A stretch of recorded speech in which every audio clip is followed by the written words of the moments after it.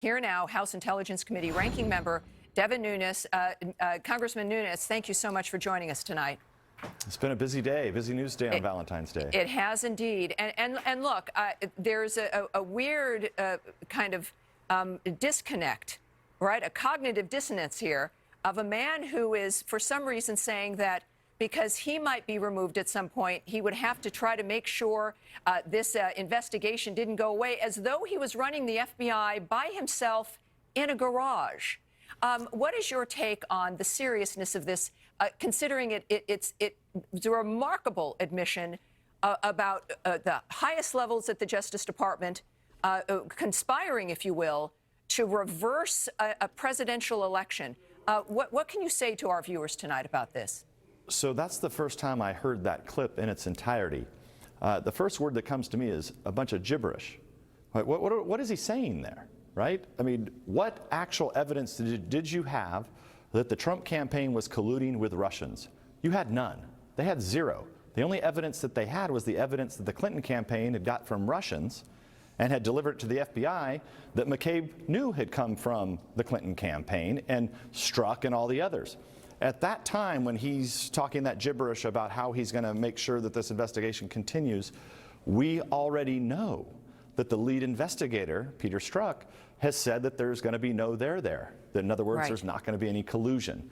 So that's essentially what I think of it. Well, he also noted in part of this interview that will be, I guess, on another network on the weekend, is that he was shocked by it was Comey's firing, and he was then afraid that, well, if something happened to him, this is what he wanted to try to reinforce what this investigation was. We know that you can fire an FBI director, and there's many layers of leadership in that agency, at the Department of Justice. These are not single individuals who are in charge. It makes no sense to say that you went out of your way. And this is a man who's now has been referred to the Justice Department for charges based on his lying to Congress about his own actions to cover up his own behavior.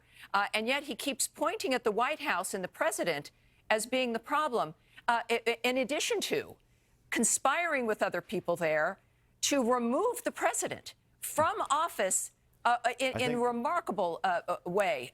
Yeah, I think that's the key term that you just used there, is that they conspired early on in 2016 to open a counterintelligence investigation into a political campaign. Right.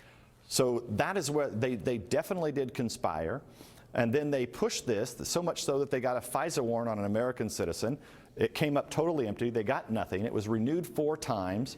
This continued on into 2017 after President Trump was sworn in. Yeah. And then a small cabal there decided that is it small? Donald Trump shouldn't be president. That's the other point that we all have to consider and wonder about as we must investigate this.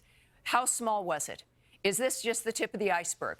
This was happening and Americans did not know. It would have been the usurpation of an American presidency illegally from at the highest levels of our Justice Department. That is what I think should concern the American people here. Obviously, we're going to be learning more. Thank you, sir, for joining us tonight. I appreciate it. Thanks, Busy day. Appreciate it.